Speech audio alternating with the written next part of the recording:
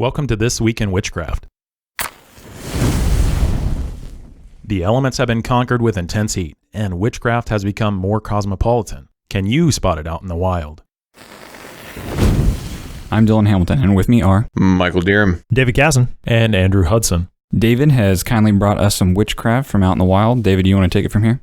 Certainly. We have referenced this writer before. It's Rabbi Samantha Frank, who is a rabbinic fellow at Temple Micah in Washington, D.C., wrote an article. It's actually published. It's still up on the MSNBC website, but it's an opinion article talking about the hypocrisy of Christian religious freedom rhetoric post-Roe. The tagline being, why is right-wing Christianity the only religion afforded legal and political accommodation in America?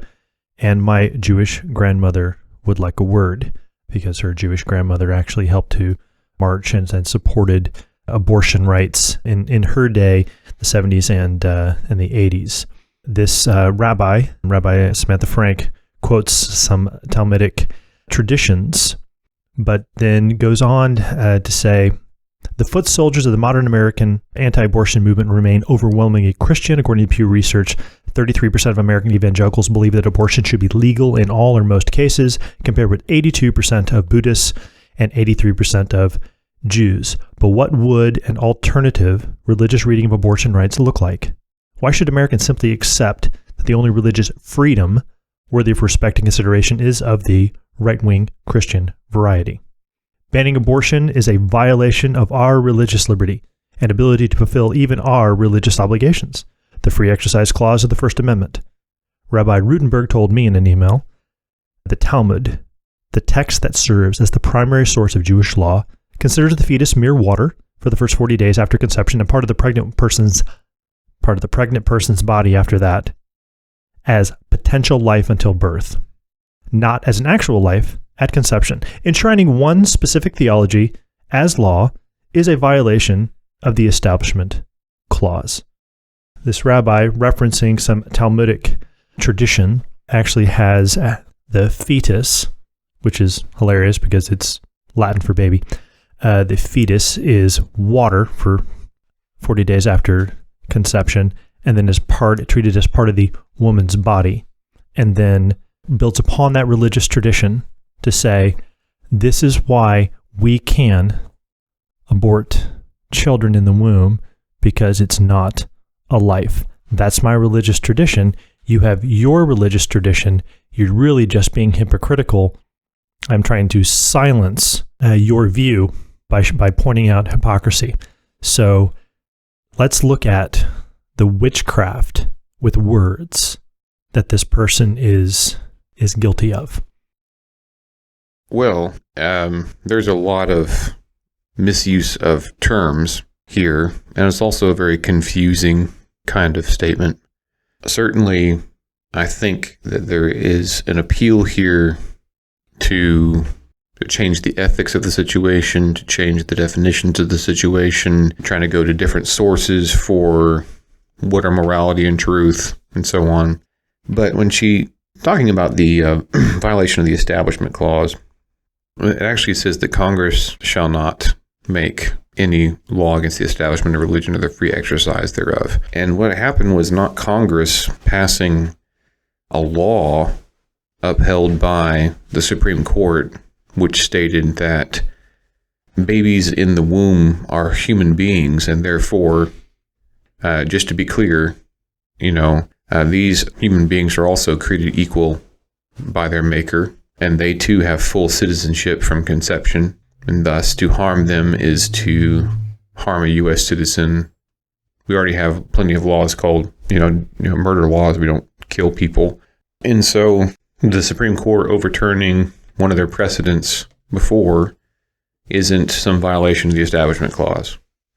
Also, the religious freedom that is in play in these United States is such that nobody is telling her that she can't practice her religion.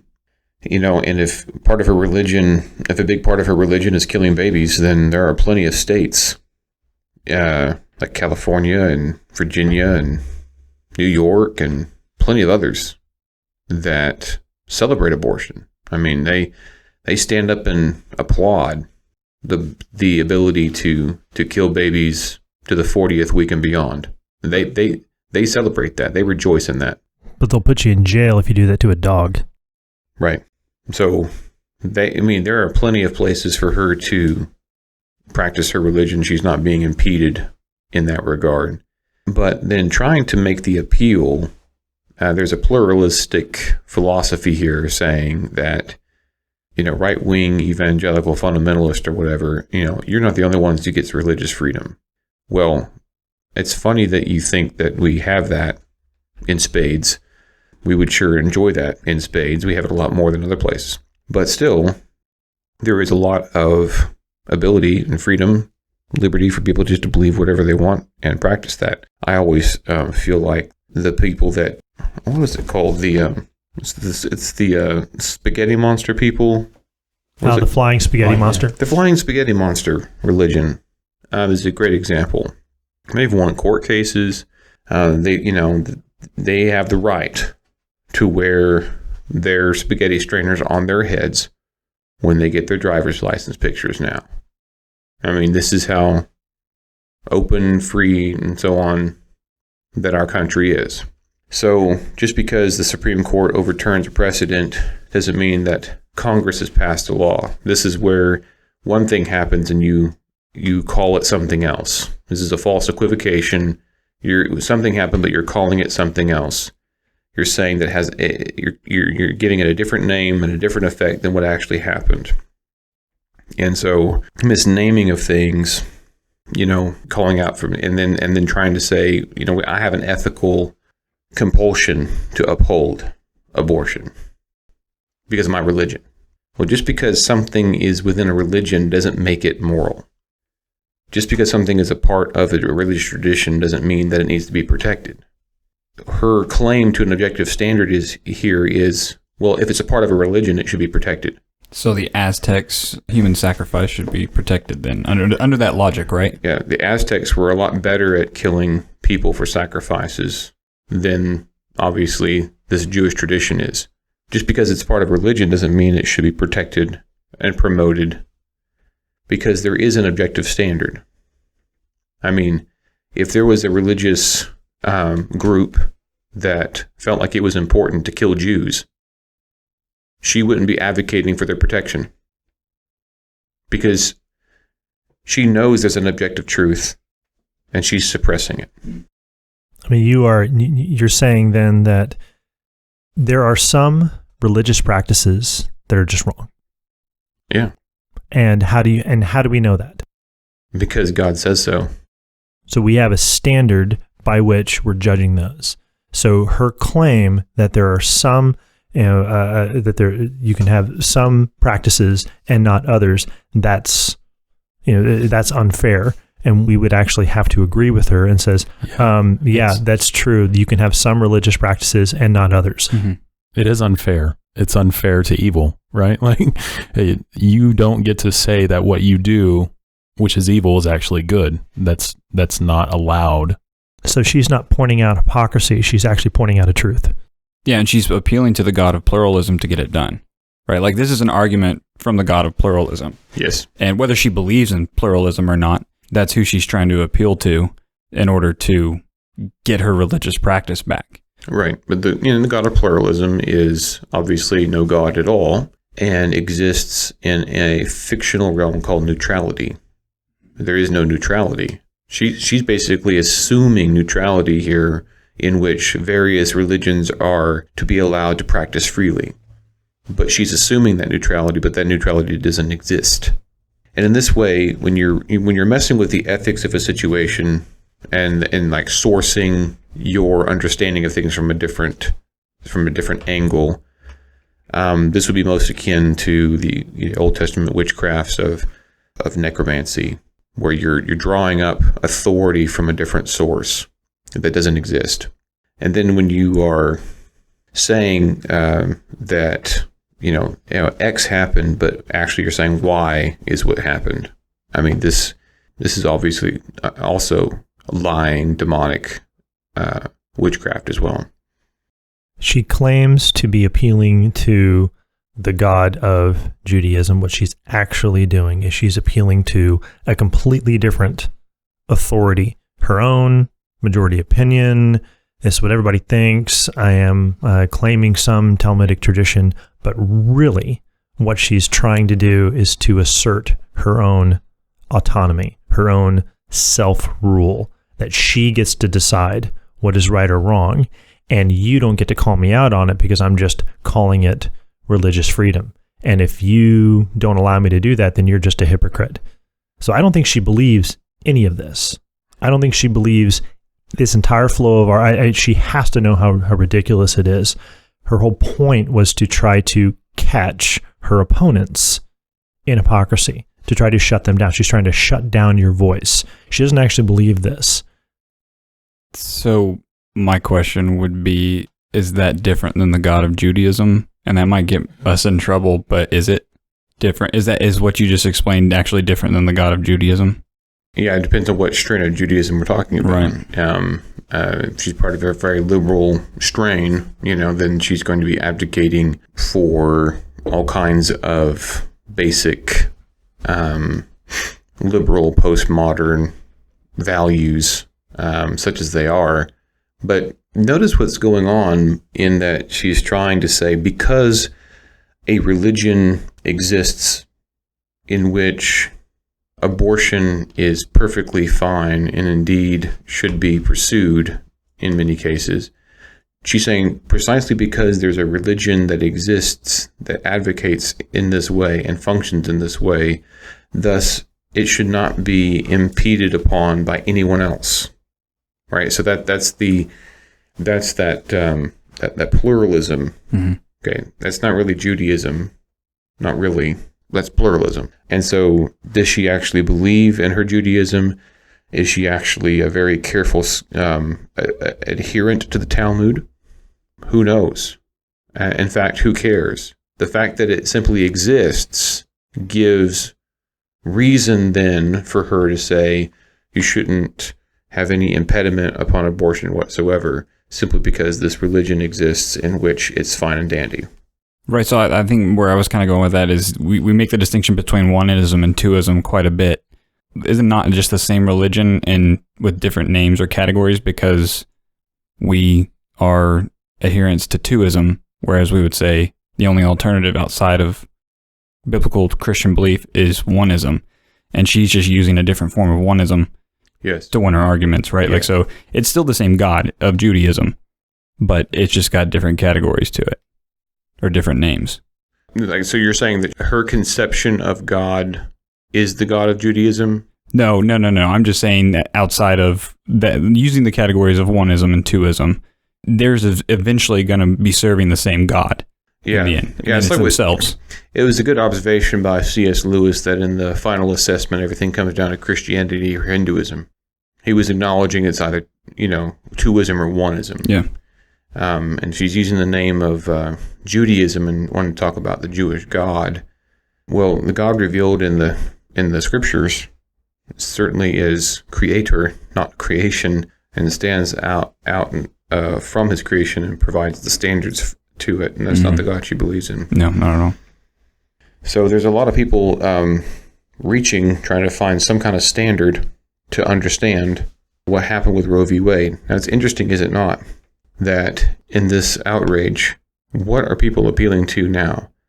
Not what they used to appeal to. They used to appeal to science.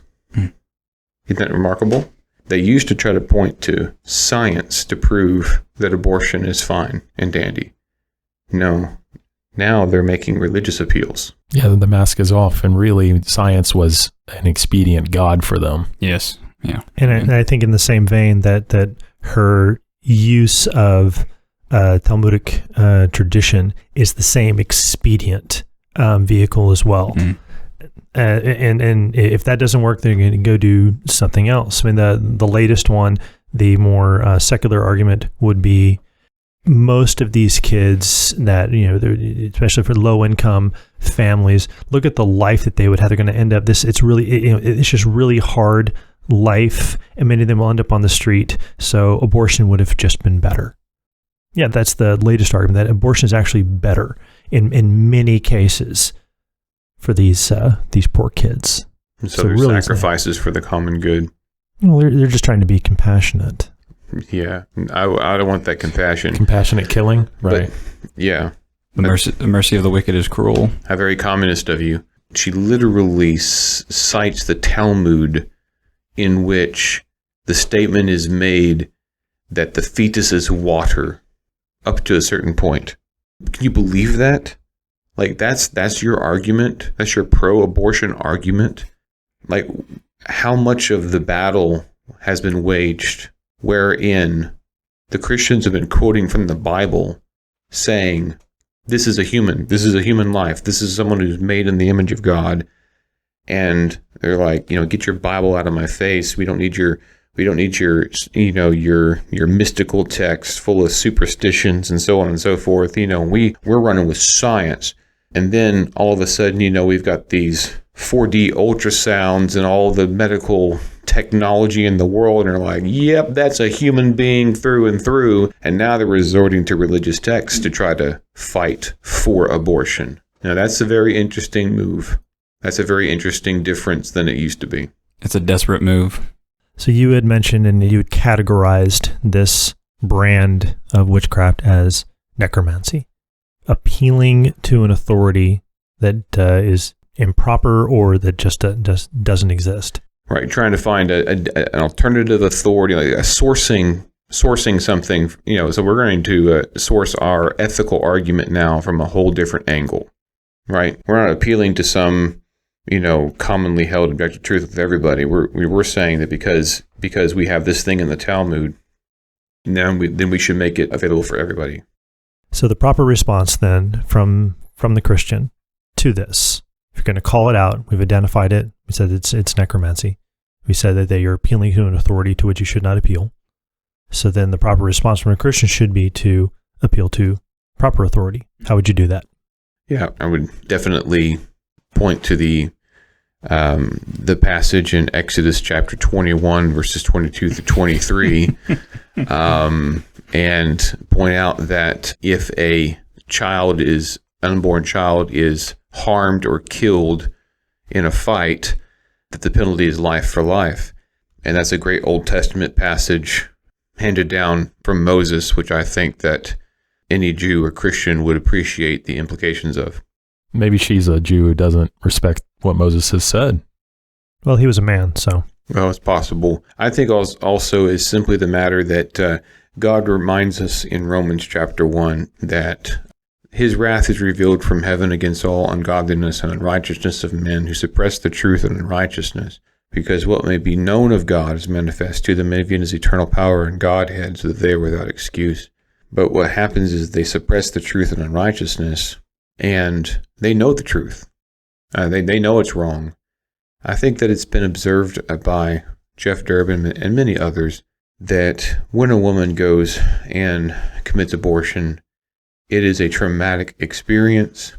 More often than not, on the street, they admit that they're killing their babies. They need counseling. They need all sorts of help. It's very difficult for them to go through it. It's very difficult for them to recover after it. And if it's simply the removing of an appendix, why all this drama? And it's not because people are picketing, not because it's a political issue, but because it's a moral issue. And they're trying to suppress that truth and unrighteousness. And it's a terrible, terrible thing. Well, I think that wraps it up for our discussion today on This Week in Witchcraft. What recommendations do we have for content? Michael, we'll start with you. Well, I've been enjoying a podcast that was put together, and you even hear it right now. It's called Christ in All Scriptures by Edmund Clowney. It was put out by Westminster Theological Seminary, some old recordings of a professor by the name of Edmund Clowney.